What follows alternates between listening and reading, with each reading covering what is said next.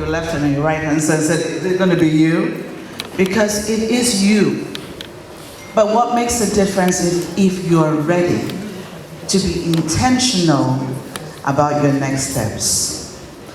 So I'm not going to be in front of you for too long, even though Dr. Gibbs took so much of my time. This session is so special to all of us. My name is Dr. Louisa Akaizo, and I am the founder for Women Who Win Africa.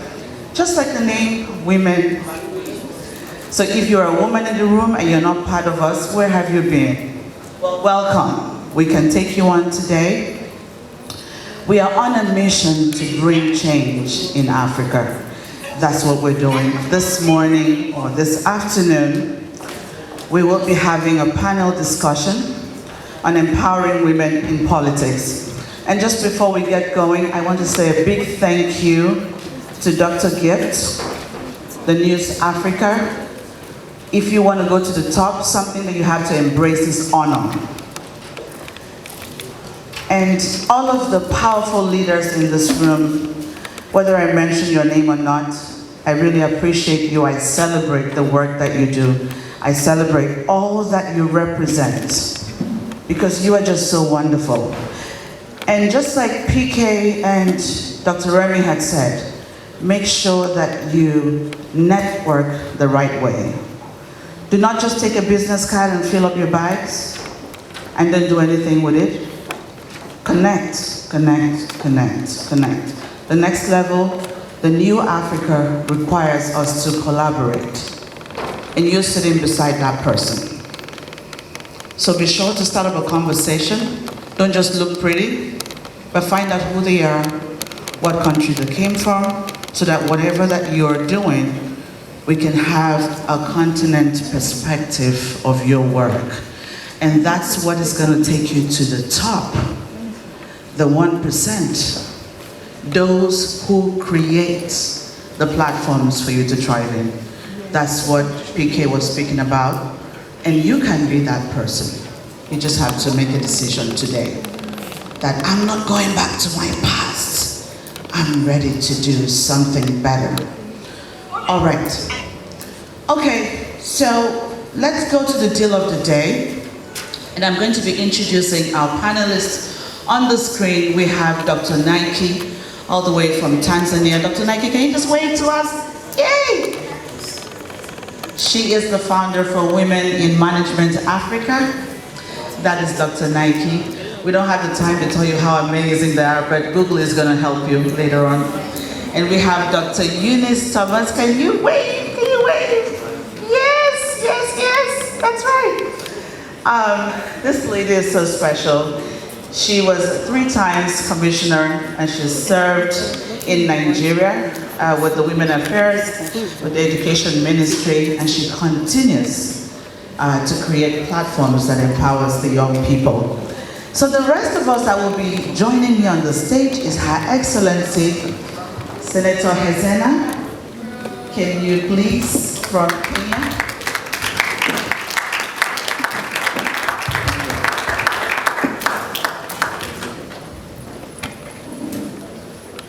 I told you, when women listen, these people, they're movers. I'm telling you, I'm just so blessed to have them around me. All right. Then, of course, Dr. IJ, all the way from Canada.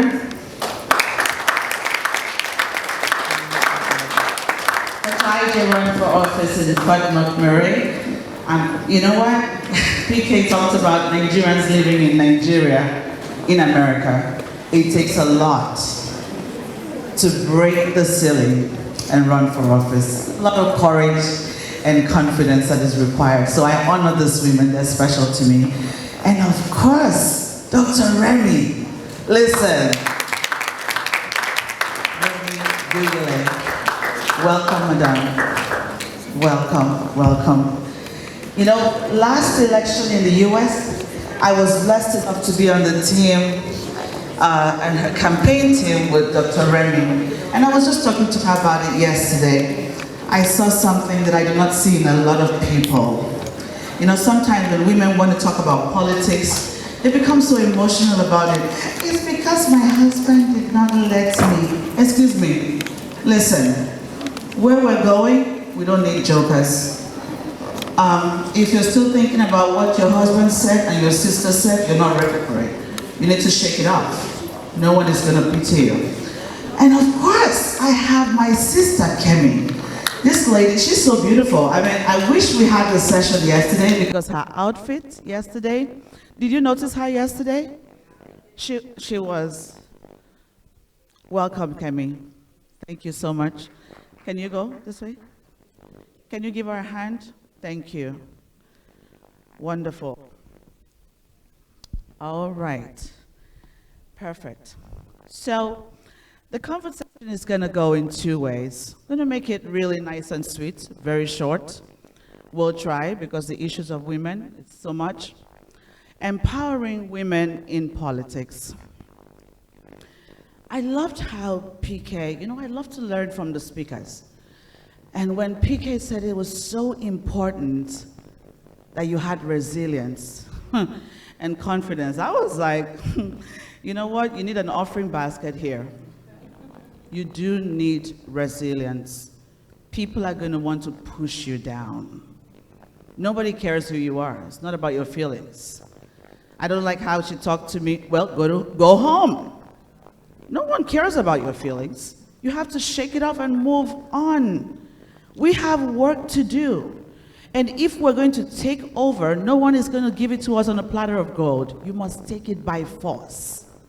Yes, I said so. So now, why am I here this morning in front of you and moderating this session? Even as the founder of Women Who Win Africa, we started up something called WAR, WAR. And it's an acronym for We Are Ready. A woman who is going to try to take the seat must be ready. She can't be there because she thought she could. She knows that she is the solution, and she must represent that. And when we had the call from Dr. Gift and said, Dr. Louise, we would like you to moderate this session, I was very happy because this conversation must go on. The numbers are not getting better. If we look at the last election, especially in Nigeria, it continues to decline. That means that even though we've had so much work done, there's still work to be done. And who can we learn from? Than women who have gone the path, who understand, who have the experiences. So if you look into the room, they're very well experienced women leaders who understand what we need. Why are we not succeeding? I was listening to the news yesterday, and I heard of some countries talk about 40% representation, and Rwanda had 8%. And every time I feel so bad, I'm like, oh my God, Nigeria. How many percent do we have? I don't want to talk about it, but we'll get better. It got so bad in the last polls, but we're not going to cry over spilled milk. We have to forge a way forward. What can we do? What will we do? What were the challenges? Just like we had in the session, so many things are not being taught in the classroom. The Electoral College is trying, but it's not doing the best. The experiences are not recorded in the books. So what can we do? How can we move the needle forward? So I'm going to go from left to right. Where would left be? Left to right. Okay, wonderful. And first of all, we're just going to pass through the room in a minute or less. Tell us, Kemi, why is it important that we have this conversation? What are your thoughts as a Nigerian? I hope you're Nigerian. Yeah, she is. Yes, I am. What are your thoughts and what are your concerns with women's political participation in Nigeria? Because you're representing Nigeria. 1 minute. Over to you. So, afternoon, everyone. Oluwakemi Ariola. I was actually in government until the 29th of May this year, and I will probably be going back into government in the next couple of days. But as I sit here, I'm unemployed. So, in 1 minute, I'll just say, for me, the approach. I don't like the approach we're taking. We're looking at quantity and not quality. We're clamoring for 35%, we're clamoring for 68%, 40%, but are we actually looking at the quality of the women that we're asking to represent us? So it's first of all, let's build on the content and let the content of the women and the quality of the women speak for them. Because I feel if we sit on this stage and the panel that has just gone before us and a woman takes the mic and a man takes the mic, we're not judging them based on what gender is sitting in front of us. It's based on what's coming out of their mouths, and that is a product of what is happening in their brains. So let's stop clamoring for this percentage. Let's clamor for quality. Build the quality in our women and leave the quantity behind, because I believe once we work on the quality, we'll increase the quantity. Thank you. Thank you so much. Thank you. I love it. I warned you. You're ready? Okay, so we're going to Dr. Remy. Dr. Remy, what are your thoughts? My thoughts with women. First, we have to know, who are we? What do we carry? What capacity do we have within ourselves to run this race? Because it's not for the faint-hearted. Because you're going to have the weight of the world on your shoulder. So once you have identified that you're capable and you're able, I guess the next step is to forge ahead. PK said it, no one will hand anything to us. No one. The discussions we're having right now is a good platform to say, you know, okay, if these people have stepped out to say, I want to run and this and that, I can do it. When you begin to see people who have done it or are going to do it, and they know why they want to do it, it makes it easy for us women to step up. What percentage of women are showing up to say, I want to do it? Are we waiting for somebody to give us a tap on the shoulder and say, go do it? Or do we believe that we have solutions to some situations that we are the only answers to? Yes, if that's the case, then go for it. But you have to have that conviction first. Before I even worry about the percentage, do we have the capacity? How can we build that capacity? So we have an array of people and who we can go to when that race calls. And as women, getting to mentor each other, sharing, comparing notes, talking about the heartaches, the good side, the bad side, and all those great things. It's not easy. Running for office is not for the faint-hearted, but it is the best act of service that you can do for humanity, because it allows you to compartmentalize your power of who you are, whose you are, and what you are here on the face of this earth to do. The percentages will fall in if we can just have a flow of building capacity with intentionality and with the readiness, not just because somebody else is doing it, not just because our parents did it, because we believe we have solutions. When we do it with intentionality, that percentage will be way even more than what we are looking for. That is my submission at this point. I love it. That was powerful, because that answers the question why some of the women have a lack of interest. They don't understand why we should. It's just like, you know, I'm going to a lot on PK. Yeah, he's my favorite. But, you know, we have to know why we have to be in the room. It's not a matter of you're voting for A or B or your uncle or whoever. We don't care who you're voting for. Why do you have to be in the room? Because when you understand why you have to be in the room, it's going to be a matter of, you know, the Esther's anointing is going to come over you. I die, I perish, I have to do it. My vote means so much to me. I have to put in everything that I have to make it happen. You must understand you have to be in the room. It's not a nice to have to see women. No. Why do you have to be there? Okay, so Dr. IJ. Good afternoon, everyone. Good afternoon. So, for me, when I ran for office in 2021, I had my mantra, and I stood on 3 C's: my capacity, my confidence, and my character. In North America, you don't sponsor most of your elections with your money. You got to solicit. And people will only put into your votes their dollar if they see that character. So for anyone that wants to run for office, please ensure you have your 3 C: your confidence, your character, and your capability. Okay? Why do we need women in politics, in governance? If the world says that women made half of what we have in the world today in population, and we talk about the family system, you need the woman to train the kid, to nurture. Don't you think that women's perspective when it comes to governance, when it comes to politics, is very crucial? Who will talk about the vulnerable? Who will talk for the youth? Who will speak more for the girl child, if not a woman? The men cannot say so much about a woman because it's not a woman. But when you have a woman in the room, she will stand for the vulnerable.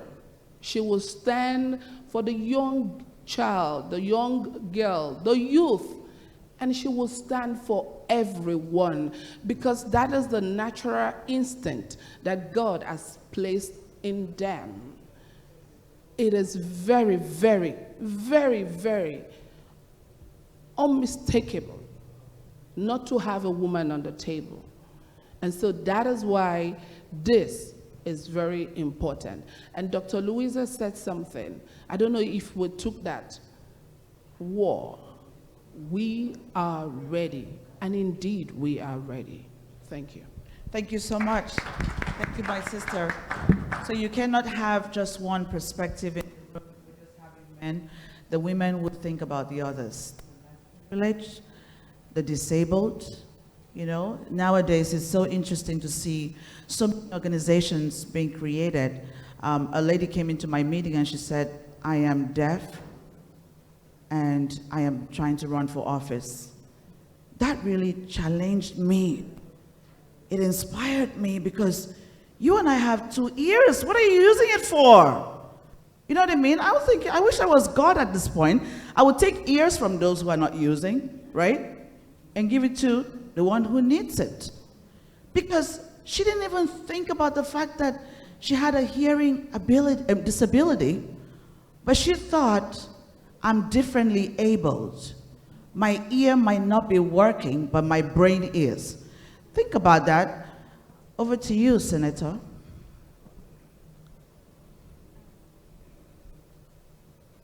Thank you very much. And good afternoon, everyone. So I am Honorable Hezena Lemalitian, a senator in the Republic of Kenya. They call me the Queen of the North. And I am also the youth senator in the house that is normally regarded as the House of the Old.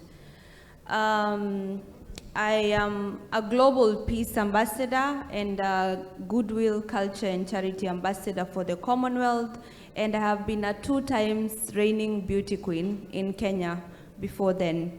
I am also the founder of Pastoralist Sports Initiative, which seeks to bring the youth from warring tribes in the north together and create cohesion through sports, interaction, and music.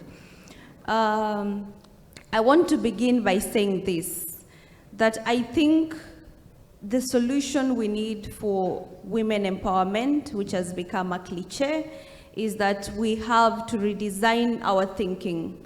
We have had so many organizations talking about women empowerment, eradication of FGM, early child marriages, but what is not working? What is not changing? It is because we are focusing on the consequences of the actual problem and not the actual problem. When I would like to urge all of us to go back to history, as far as creation. During creation, when God, I believe majority of you are Christians and Muslims, when God created the universe, the man was created. And God, even God himself, the supreme being of all beings, decided that the man cannot do without the woman. And then Eve was created, Hawa. But then it took just that one woman to change the whole story. Somewhere down the line, or in between, women started underestimating their power. But the truth is, we actually changed the whole story. And that's why we are suffering now. We could all be naked in the Garden of Eden, eating fruits and carrying flowers. But here we are, to toil. Now, if a woman could speak to the snake, and the man has never understood that language, it means women are powerful beyond their imagination. It means the woman is actually the superior being, superior to man, because you have an extra sixth sense, unlike the ordinary man, the ordinary male. Right? Let's go back to African history. At what point did patriarchy become a thing of Africans? At what point? Because as far as it is concerned, from creation, the woman was very intelligent. She was curious. She wanted change. She wanted to know what will happen if we eat this fruit. And curiosity should breed innovativeness. And if you look at a lot of African histories, in my tribe, for instance, I come from one of the smallest tribes in Kenya, up north, the Samburu. They dress like me. And it's one of the most patriarchal communities, according to Kenyans and a lot of NGOs who are coming to tell us about FGM and early marriages. But the woman in my community is called Enkitok, which is similar. My tribe is similar to Maasai. Enkitok means the queen, the ruler. Practically everybody in this room. So who came and told Africans that the woman was the lesser being? Because even biblically, in the book of Corinthians 11, it outlines how the woman should be submissive. But down there, it says, in the eyes of God, you are all equal, right? If you look at a lot of African countries, the culture shapers have been queens. Queen Amina of Nigeria, Queen Sheba, Queen of Sheba. Asantewa of Ghana, Queen Nandi of the Zulu Kingdom. The Nubian queen led a revolution against the Romans. In Kenya, we had the wife of Dedan Kimathi, who was one of our Mau Mau front fighters, the most hailed Mau Mau liberator. The wife was the informer from the British. So who came and indoctrinated into the African minds that the woman was useless? She belonged to the kitchen. She did not belong to the decision-making tables. How many strides have we made as African governments to ensure that we have quality women representation, women whose voice constitute and contribute to a very great change and inspire a generation of women? And how many women in these powerful positions are working to ensure that they groom the brilliant young girls into these spaces and create a safe space for them to thrive? And I say this because when I went into politics and I vied in Kenya, I can attest that the biggest repulsion I got was from women, because the women are afraid that there will be system challenges who will come and disrupt the systems that have been there. Because when women are oppressed, and since time immemorial, women have been powerful in this continent, but now the women who are there, majority of them are playing to the tune of the men. And the men, psychologically, if I know I'm an inferior being, I will ensure that I control you. So somewhere we lost our power. What women need to understand is that a candle lighting another candle will only give more light. And putting off someone else's candle will not make yours brighter. There is enough sunshine for everybody. Welcome those women to the table. Let them challenge you, because in getting challenged, you grow. You think better. There's no way you will mentor me as an older woman in politics and assume that I'm coming to take your space. By the time you're mentoring me, I will only be walking in your steps. But if you repulse me, I will be fighting to ensure you get out of that space so that I come and bring the change. Thank you. Wow. Thank you so much, High Excellency. You know, Eve is someone that I love. I wish I met Eve because she was not a boring person.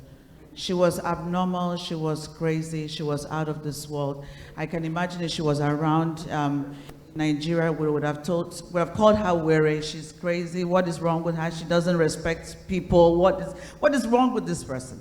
But who was she? A creative rebellion. That's who she was. She said, I'm not going to sit in the box doing normal things. Let's check out these fruits. Come on, Jesus. Let's check it out. What's in here? Why are you saying we should not? She had to find out, and she changed the narrative.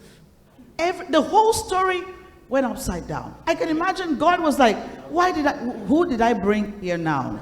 I mean, when we brought Adam, everyone was safe.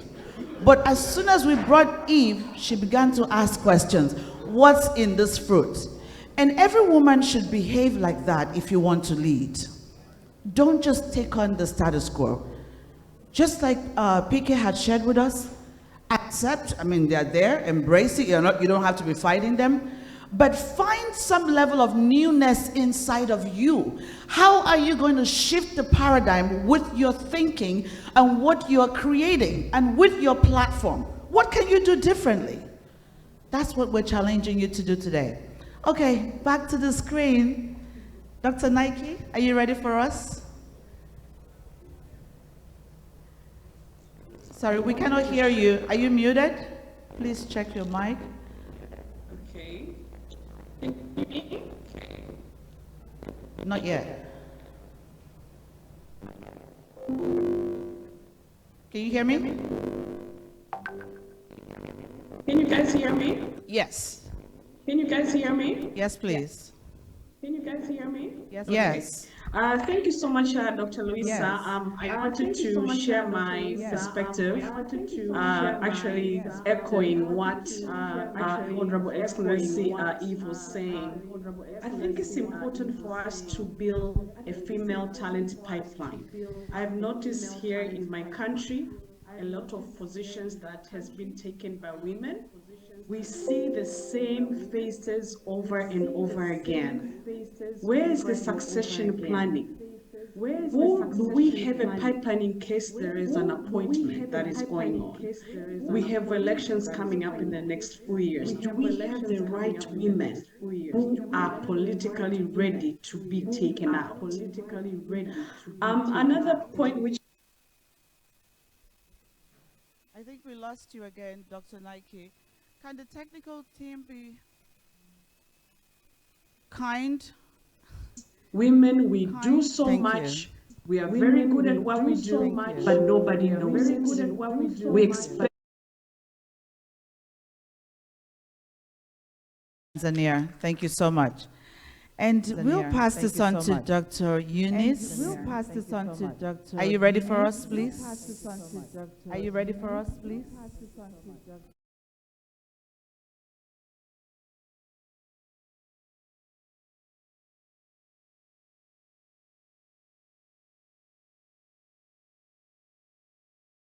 Will save a lot of the things that we think about. Because sometimes people walk into a room and they're like, oh, they're looking at you. Who cares? You walk into a room because you've earned the right to be in the room. You are in that boardroom or the campaign trail because you've earned the right to be there. So focus on your game.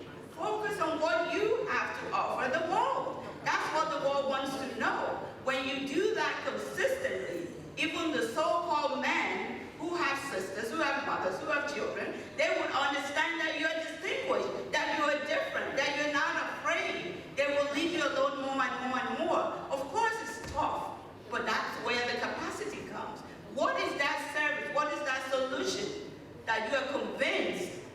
are created to solve that's making you to want to run for office. It cannot just be because you want to have another title. It has to be a conviction beyond what people see. What solution can you bring? And of course, the men, the women, everybody have their own agenda. And I think it was said yesterday, there has to be an alignment. Everybody has an agenda. Find out how can you align with the agenda of those supporters that you need to push you to the finish line. And if we do that consistently, and by the way, men run 6, 7 times too and don't win. So it's not just a woman thing, it's just what it is in politics. So if we do that, I think for me as a woman, if we could just stop overthinking things and just do it. A lot of times what we're thinking is not what people are thinking. We just overthink it and we think ourselves out of situations, out of solutions. So if we do less of that and just act and dare to do it. And if we fail, so what? Then we've learned one way not to do it again. Those are my contributions.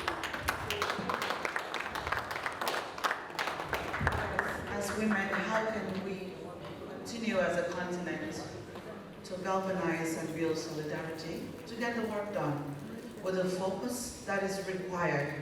And I loved how Dr. Remy just talked about, nobody cares about how you feel.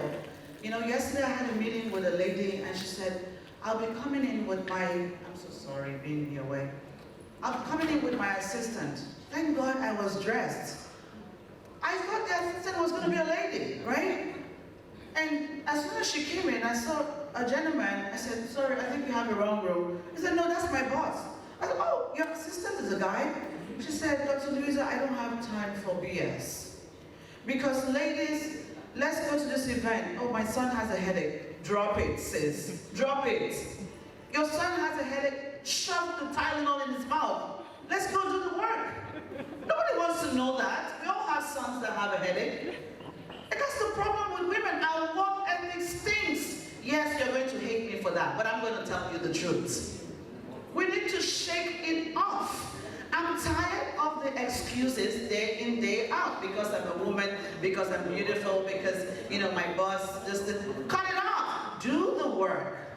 You're beautiful, you're curvy, you're sexy. That's fine. Get the work done.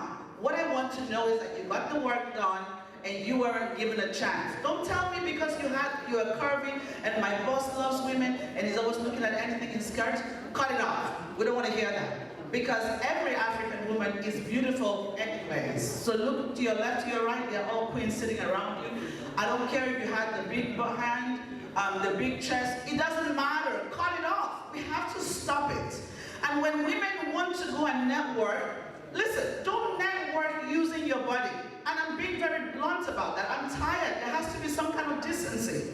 Because there's so much disrespect on women in Africa just because of the crazy little silly things that we do. We have to stop it. We have to stop it. Even if you cover your body, people will still appreciate you as being beautiful. You don't have to show your chest before you network. That's not the microphone. Do you understand? Please. Okay, don't take me there. Women have to be decent. We have to be decent. I don't like it when men disrespect women just because you aren't decent. Dress in a decent manner and you feel confident with yourself. You have to be decent. That should be your dress code every single day. I'm tired of it. I'm tired of it. I'm sorry, but I'm really tired. When did big butts become an issue? African women were born with it. It came with us. Nigerians said, carry on. That's how we came. So why was it an issue? It's not a selling point, so relax. Let's focus on the agenda. Okay, we have the world to change. We have Africa to rebuild. Cut it off. Thank you so much. Okay, so this side of the room, we'll be discussing on the proposed solutions. What can we do at this point? What can we do? What can we do? What can we do? It can be very tiring for women at the top because sometimes you're trying to say something that makes sense and someone is trying to sneak in a number in your hand to see him later on. People are not used to sick-looking women getting the work done. Are you serious? And so you get disrespected all the time. I was just in the airport and disrespected by a lady because I asked the guy to help me bring down the suitcase. And she looked at me and she rolled her eyes and said, he cannot bring it down for you. And I said, wow, my sister, I left one at home and children who are going to college. Relax, relax, relax. We are changing the world. Please, ladies, please, let's focus on the agenda. Focus is sexy, not your body, okay? Let's do it. All right. The proposed solution, Her Excellency, what can we do now that will help? Because you've done this over and over and over again by coming back in power and being re-elected. What can we do now to succeed at the level that you're doing it? Over to you.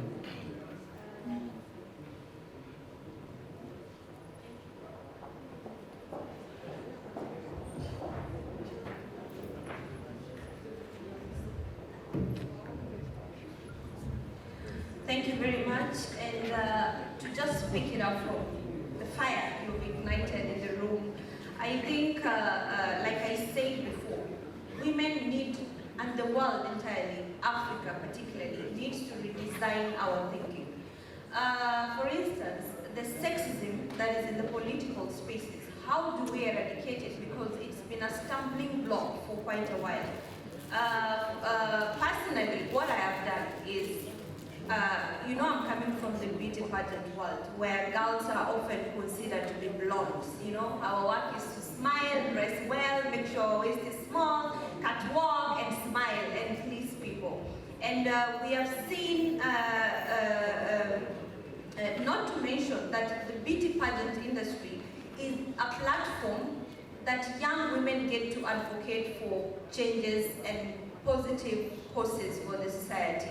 But a lot of times, there has been a trend that the women, many who came before us, not all, have they set a precedence that we have to succumb to the men's sexual needs for us to get whatever we want, right? So we've had women in leadership or corporate spaces or beauty pageant who will do anything, including giving their bodies to the men to get favors. Right? Where does that lock women? The rest of the women who are content, who have quality leadership they are trying to bring to these spaces are locked off because you are talking about brains. All we are seeing is your behind and your body. I mean, shut up. No man is interested in the brain, and they have even indoctrinated such thoughts and beliefs, common beliefs. They'll tell you men are physical beings. They see your physics first. But really, was it your physical features that brought you to that space? You need to toe the line. So when I came to politics, I was challenging the system.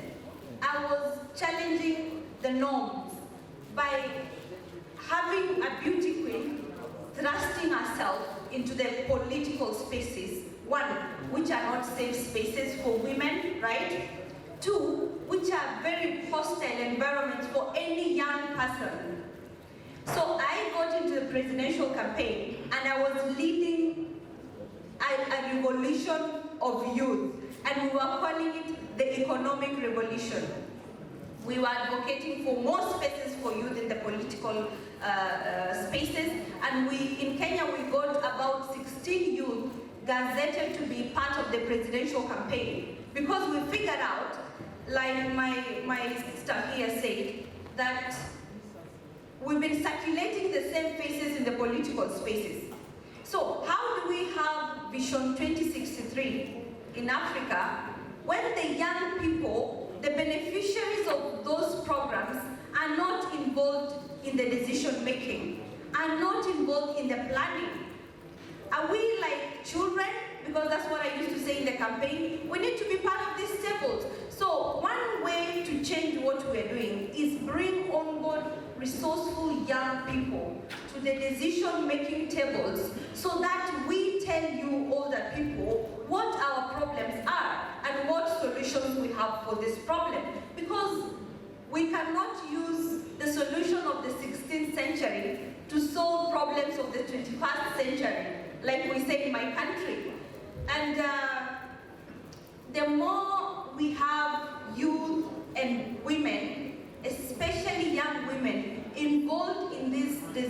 decision-making table, in these hostile political spaces, we are able to change the narrative.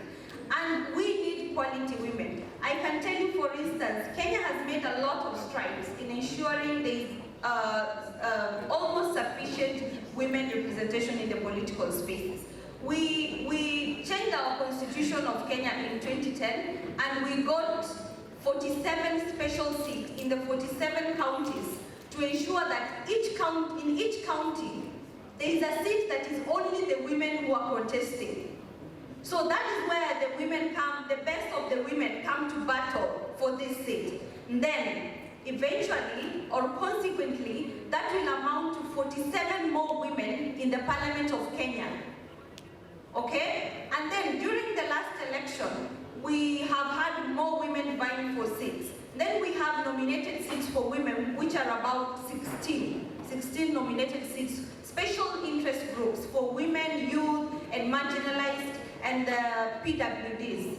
Now, despite all of this, we have not made tremendous remarks or tremendous progress as far as the woman, what we call in Kenya, the ground, the voter, the person is concerned. We are not seeing more progress as far as women empowerment is concerned.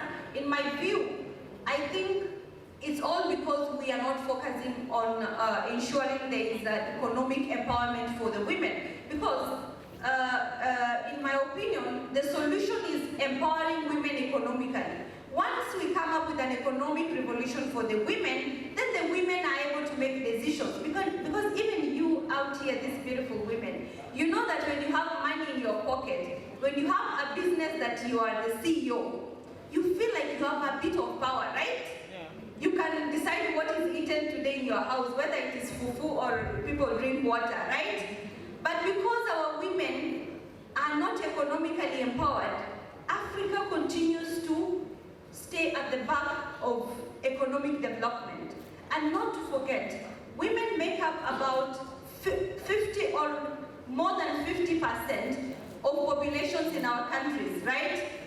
Now, if half or more than half of the population in the country is not contributing to the overall GDP of the country, then why are you talking about equality? Where is equality? Because I'm so certain the fact that I was circumcised does not reduce me against a man, right?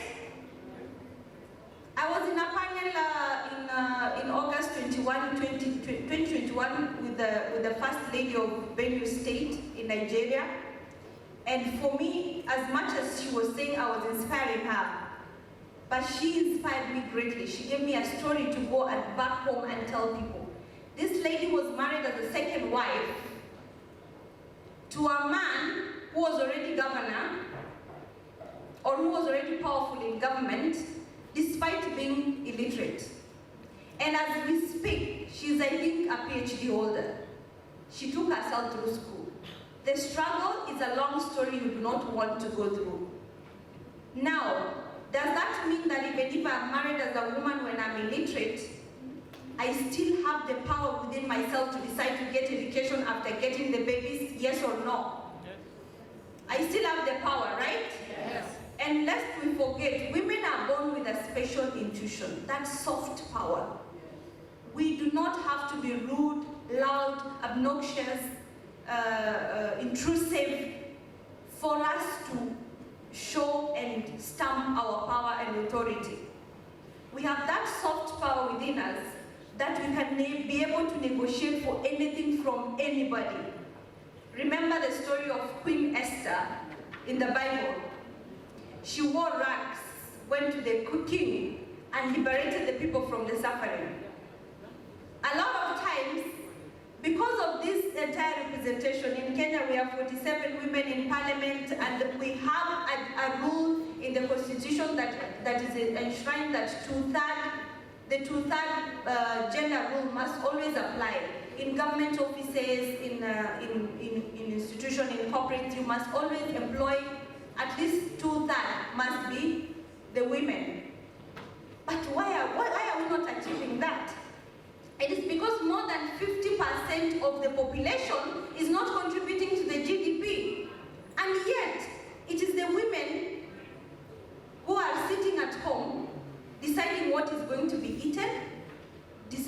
deciding what kind of school the children will go, how much we utilize what we have, and the men who make up the minority are the one overworking. So if these men take part in ensuring that all these women are economically empowered, these women have businesses, and we as women become aggressive and take up these things seriously to liberate ourselves from poverty, then we can start talking about progress in Africa. Because even FGM, even early marriages, the community I come from, I think will be called champions of it. I think we are leading Africa in FGM and early marriages, early child forced marriages. Because you are sold by your family because they are poor. They are not selling you because they are tired of you. They want the dowry, they want the 8 cows. They want the 8 cows, which is like less than $2,000. And you are booked at a young age. I was hearing somebody talking about 18 years of marriage. Marriage at 18 years. We get married at even 12, 13, because people want cows. But a lot of this is contributed by poverty. A lot of this is contributed by illiteracy, right? Lack of access to our basic needs. But if you empower these people economically, the hand that feeds the cradle rules the world. The reason we are not able to emancipate ourselves from the continuous cold colonialism through loans, through funding from the IMF, is because these people are feeding us, they are controlling us. Yet Africa has the capacity to grow our own crops, to be self-sustaining in mining and things like those, the oil industry, we have a lot of minerals. Why are these organizations putting more focus on things like climate change, things like FGM, and not directly funding small businesses in Africa to ensure that these people are economically sustainable? The day each household becomes economically independent from its government, from the West, from whoever, from donors, is the day FGM will end. Because women will have a voice. A woman will say, I will not circumcise my girls, and she can leave that home, go live elsewhere, and sustain herself. But right now, a woman cannot live and go anywhere. And you see an old man who has maybe more cows than your entire clan combined, you want to sell your girl because you don't want her to die of poverty in your home. So in my opinion, as thorough economic revolution across this continent, starting from our own small villages, will transform the entire continent and will put us on a pedestal that the West will be very worried about. I don't want to speak so much about against the West because I intend to become president one day. But I want to end by saying, Thomas Sankara said this one day, that the true revolution or social change can never be brought about, will never work, without the emancipation of women. That women hold half of the sky. Because the sky is the roof, right? Once the roof is out, you are susceptible to poverty, you're susceptible to sickness, to enemies, you're susceptible to rain and all sorts of problems. So once we secure our women economically, even this bad politics within our countries will not affect where women will be in the near future. Thank you. Thank you so much, Her Excellency. I love that you shared the story of Esther. One thing that I love Esther was she had the power to restructure when it was time to do so. She came into the palace with her virginity and she realized that that wasn't going to work. We needed to save my people. She thought, her uncle said to her, do you want to keep this thing and still be Virgin Esther and we die here? You know, so she had to give it a try. So right now, what we're going to do is kind of like pilot and just move on because we have another session that's coming. So we'll change things up a little bit. So Dr. IJ, at this point, I want you to speak about the need for intergenerational mentorship, because that is so important, intergenerational mentorship, before we get Dr. Eunice to round up the session for us. Intergenerational mentorship is really important, because I find that a lot of women, when they get to the top, they're not ready to turn back to help the other girl at the back. And we have to speak about the need for that. We need all hands on deck for us to move things forward. Over to you, Dr. IJ. 1 minute, please. So it's, I think it's very important that we focus on the next generation, because they are the future of the world. And when it comes to governance and politics, the women's career is under attack. And if we are going through that attack now, you can imagine what the young child girl will face. But I want to ask a question here. How many women here is a member of a political party? Can you just show by raising your hand? How many women? Okay, this is where our problem starts. We want to change things, we want to be on the table. The gateway to any political office is political party. And how do we mentor the next girl to be on the table if we ourselves are not part of political party? Local governance, constituencies, we should be part of that. It is very important, because that's where you get to observe, you get to understand what is being talked about, and then you can take that back home, even to your child, your girl child at home. For the men that are here, if you don't mind, can you stand on your feet? For all men, or female, the male that are here, can you please stand, if you don't mind? Please, can we clap for them, the ladies, please? For the men that are here, can you please stand? I truly applaud you for being here and for listening to us. I truly applaud you. But I will also beg if you can take this next level by challenging your networks, by challenging your social connections, to support, to stand, and to help the women break every biases, every injustice that is happening. Because if you do that, you are helping us and making our job easier to pass and to help the next child to understand that she can do anything. Because these young girls are your daughters, they're your princesses. If you don't do that for us now, they will go through what we're going through. And you won't love your daughters to go through that. You won't want to see that.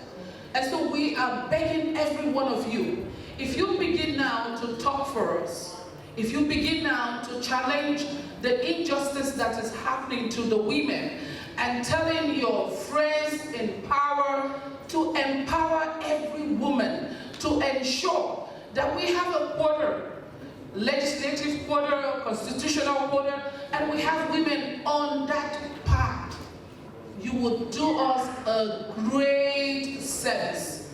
Can we trust you to do that for us? Can we trust you to do that for us?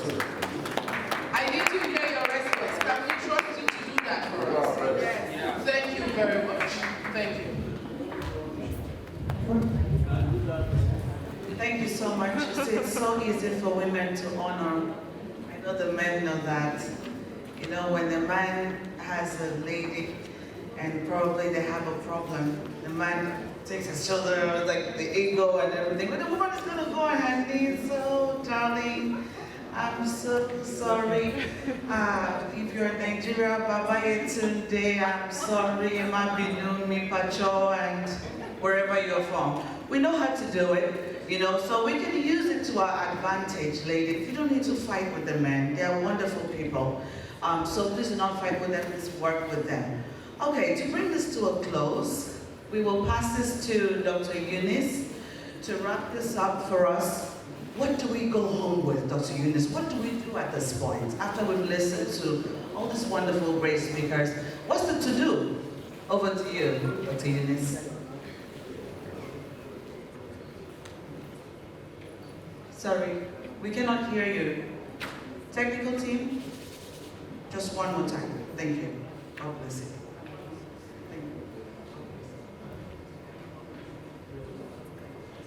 Empowering women in politics.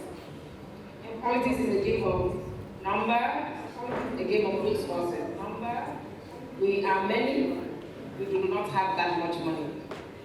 So the simple thing to do is to form strategic collaborations. So we are going to emphasize on our agenda as women. We will emphasize on our agenda as one of the vulnerable groups in the society. We are going to have the people living with disabilities. We are going to have the youth and the aged. We are going to be speaking, leading the nest, speaking for the coalition. That's one. Two. We will begin to collaborate with men and their organizations that are the men that love the women. Then we will learn the concept of complementarity, working with them and not competing with them.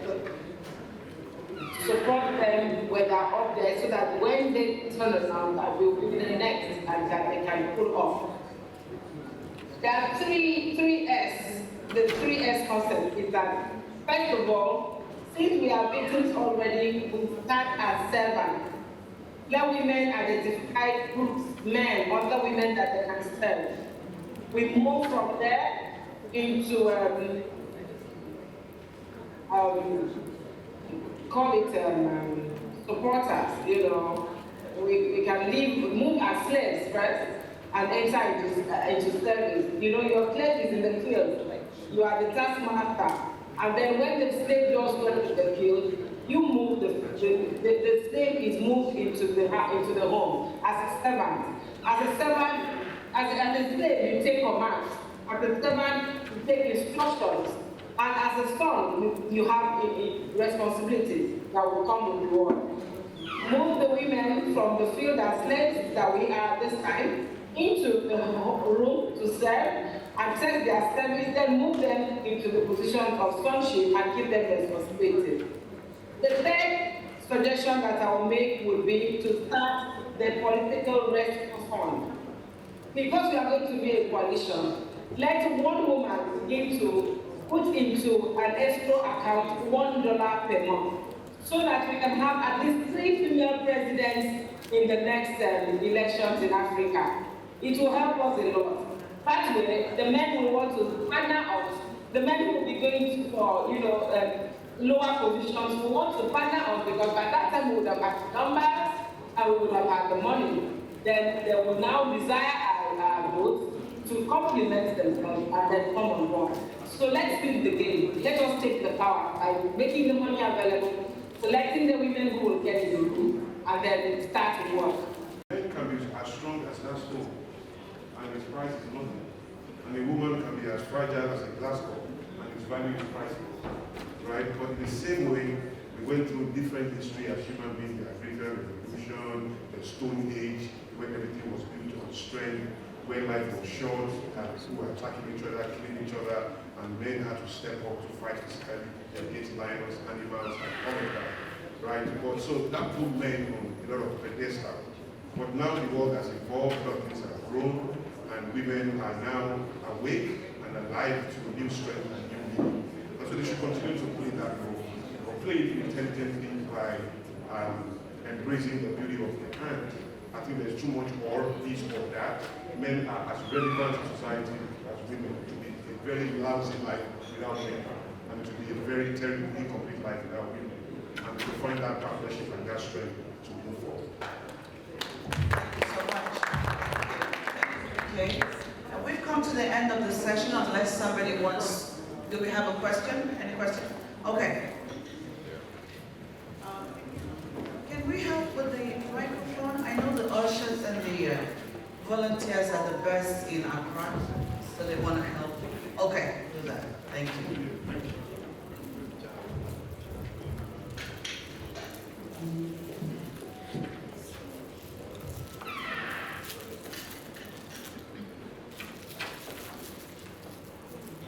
Good afternoon. Thank you for this opportunity. Sorry.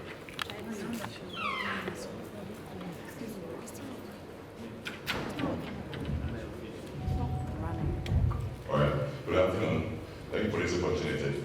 So I think I want to ask, can we strike a balance between the role of a woman as a homemaker and the role of a woman in politics? Because it's important that we get this thin line straightened out, so that there won't be a rub-off of that role of a woman as a homemaker and the consequences it's having in our society today. So I need some insight into this balance, please. Thank you. That's a great question. We have another question as well. I'll come to that. Actually, mine is not a question. I just really wanted to commend the great conversations, and it has really gone a long way to demystify a lot of things that I had in mind. When I think about politics, I think about the fact that women are not recognized. But today, I've seen very powerful women talk about powerful things and the fact that we can do so much in the future. And in as much as I'm an advocate for women in leadership positions, I still have my fears. I still get a lot of pushbacks. But this conversation today has just empowered me, empowered my mind, empowered so many other people I'm sure that they're not saying. I just want to say kudos, thank you, and really appreciate it. Thank you. Thank you for your kind words, Adnan. Thank you so much. Oh, Aisha, I'm sorry. Thank you for your kind words. Just because of time, sir, I'm going to pass your question, of course, to Kemi, but she can deal with it just when we go off stage. Because of time, we have another session. Can we do it off stage? We have another session. I understand that Dr. Osi is not feeling too well, and as a woman, we're always kind and looking, after other people. It's okay. So yeah, we have to bring him up very soon. But we have to deal with that question because I think you got the question from my heart. That's the best question. You can deal with it? Right now? Okay, that's fine. Very quickly, That's it. Thank you for that question. I'll stand up. I'm kind of tired of sitting, if you don't mind. For someone who has been married for 35 years and still counting, started at a very young age, in my 20s, still counting, loving every minute of it, raised children, grew in a beautiful career, and ran for office just recently. Marriage is a partnership, and I think that's where we miss it. Titling is just secondary. When you say one is a homemaker, this and that, all of us are building something beautiful together. One common thing we're building is the children. And by the grace of God, we are blessed with 3 amazing young leaders, and they are doing it big in corporate America. So when you see marriage as a relationship, as a friendship, there's no distinction about, oh, this is a homemaker. There are days that your husband, your wife will do something that you should do. Nobody has it. Has anybody seen any marriage book that says, this is what this does, this is what it's friendship. When you go into a relationship based on friendship, you want the best for your children.